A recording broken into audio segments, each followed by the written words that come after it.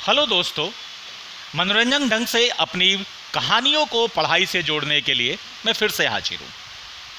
क्रम में मेरा ये 4th वीडियो है। आशा है आपको ये ज़रूर पसंद आएगा।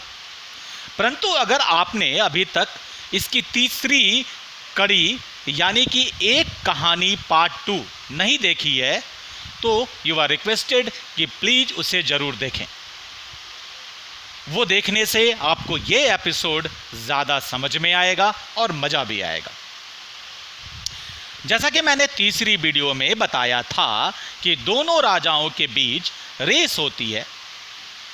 अब उनकी रणनीति की परीक्षा थी। दोनों के लिए अलग अलग मैदान तैयार किया गया था। अच्छे अच्छे रेसर्स को तैयार किया गया था। सिर्फ बात इतनी थी कि दोनों का विजडम को चेक करना था ताकि ये पता लग सके कि कौन सा राजा ज़्यादा वाइज है। सभी मैदानों में एक स्पेशल झंडा लगाया गया था। उस झंडे की खासियत ये थी कि उस झंडे में उल्टा लोटा बनाया हुआ था। शायद उनके राजे का ये सिंबल होगा। अब बात करते हैं रेसिंग की कैटेगरीज की। पहला कैटेगरी, पहला राजा ने फर्स्ट कैटेगरी के लिए अपने चुने हुए रेसरों में से, जिसने 20 चुने थे, 500 मीटर दौड़ लगाने के लिए कहा, जबकि दूसरे राजा ने मात्र 200 मीटर दौड़ने को कहा। पहला राजा खुश था क्योंकि उसने लगा कि वो अपने रेसलर से ज़्यादा दौड़ा रहा है। इसका मतलब वो तो पहले ही जीत गया, क्योंकि उसके रेसर 500 मीटर दौड़ रहे हैं, दूसरे के तो मात्र 200 मीटर। उसे दूसरे राजा के रणनीति पे हंसी आ रही थी। दौड़ने की जो रेसिंग ट्रैक था वो 5 फीट चौड़ी बनाई गई थी दोनों राजाओं के लिए। जब दौड़ स्टार्ट हुई, आपस में लोग टकराने लगे क्योंकि स्पेस कम था। टकराने से गिरने लगे, गिर के उठे क्योंकि रुकना अलाउड नहीं था, फिर दौड़ना था। वो रुके, दौड़े, लेकिन धीरे धीरे बार बार टकराने के कारण से ऐसा हुआ कि उनकी फिनिशिंग लाइन तक पहुंचने का जो टाइम था वो ज़्यादा लगा और सारे पहुंच भी नहीं पाए। पहले राजा के मात्र 8 रेसर्स पहुंचे, जबकि दूसरे राजा के 12। अब दूसरी रेस की बात हुई। पहला रेस तो दूसरा राजा जीत चुका था। इसमें फिर से दूसरे 20 रेसर को दौड़ाया गया, लेकिन इस बार यह कंडीशन रखा गया कि अब आप अपने मन से 500 मीटर नहीं दौड़ाएंगे, सिर्फ 200 मीटर ही दौड़ेंगे और दोनों के ही रेसर्स 200 मीटर दौड़ेंगे। हाँ, आप रेसिंग ट्रैक को अपने हिसाब से कम ज़्यादा कर सकते हैं, आपकी मर्जी। पहला राजा ने इस वक्त कुछ सोचा नहीं और उसने उसी 5 फीट की रेसिंग ट्रैक पर अपने रेसर्स को दौड़ने को कहा।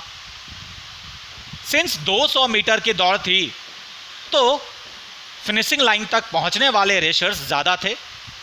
अभी भी गिरे, ऐसा नहीं कि गिरे नहीं, लेकिन फिर भी 12 पहुंच गए। दूसरे राजा ने पहले रेस की कंडीशन को देख लिया था। उसने देखा था कि रेसिंग ट्रैक बहुत कम चौड़ा है, तो उसने उसकी चौड़ाई बढ़ा दी। 5 फीट की जगह 10 फीट करवा दी। अलाउड था करना, उसने करवा दी। फिर अपने रेसरों को दौड़ने को कहा। सिंस रेसिंग ट्रैक ज़्यादा चौड़ा था, इसलिए दूसरे राजा के जो रेसर्स थे वो आपस में कम टकराए। कम टकराने के कारण से फिनिशिंग लाइन तक पहुंचने वाले की संख्या ज़्यादा थी। इस बार 16 रेसर्स पहुंचे। फिर से वही कहानी, सेकेंड कैटेगरी में भी दूसरे राजा की ही जीत हुई। अब पहला राजा बहुत परेशान था, लेकिन उसने हिम्मत नहीं आ रही। उसने लगा अभी भी 2 रेस बाकी है। उसने उसके जो जीते हुए रेसर्स थे ना, उसी में से 4 तगड़े तगड़े रेसर्स को चुना और कहा तुम लोग दौड़ोगे इस बार। तो वो लोग दौड़े, भारी भरकम थे। लेकिन राजा ये बात भूल गया कि सिर्फ भारी भरकम देखने से मतलब नहीं होता, ये भी देखना होता है कि रेसर्स की अपनी क्वालिटी क्या है। क्या वो रेसर्स रियल में परफेक्ट रेसर्स थे? दूसरे राजा ने इस बात का ध्यान रखा। पतले दुबले ही चुने, लेकिन वो चुने जिनके उनको ये यकीन था कि ये वास्तव में एक अच्छे रेसर्स हैं। नतीजा क्या निकला? वही, आखिर दूसरे राजा की फिर से जीत हुई, कम समय में वो पहुंच गए। अब चौथी कैटेगरी की बात होती है। पहले राजा का मनोबल तो टूट चुका था, लेकिन फिर भी वो हार नहीं मानना चाहता था। इस बार उसने एक चाल चली। उसने अपने ही रेसर्स के पीछे कुछ मधुमक्खियों के झुंड को लगा दिया, ताकि मधुमक्खियों के डर से वो रेसर जल्दी भागेंगे और फिनिश लाइन तक पहुंच जाएंगे। लेकिन नतीजा इसका उल्टा हुआ।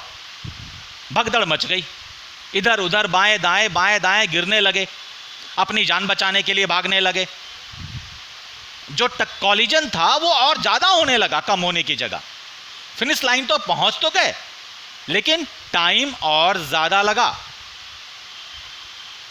दूसरे राजा ने जब पहले राजा की स्थिति देख ली तो उसने कोई ट्रिक नहीं लगाई और खामोशी से अपने सारे रेसर्स को दौड़ने को कहा। ऑफ कोर्स उसके रेसर्स उसके कंपैरिजन में जल्दी ही पहुंचे और चौथी रेस भी दूसरा राजा ही जीत गया। पहला राजा अब हार मान चुका था, परंतु उसने बूढ़े मंत्री से कहा कि मुझे यह रणनीति समझाओ कि मुझसे आखिर चूक हुई तो कहां हुई। बूढ़ा मंत्री हंसकर बोला, महाराज उत्तर तो मैं बताऊंगा, लेकिन अगले वीडियो में। यह ज़्यादा लंबा हो गया है दोस्तों, माफ़ी चाहता हूं, परंतु आपको तीसरी वीडियो का इंतजार तो करना ही पड़ेगा। पर वादा है अगली वीडियो बहुत जल्द आएगी। तब तक के लिए शुभ रात्रि। Thanks a lot.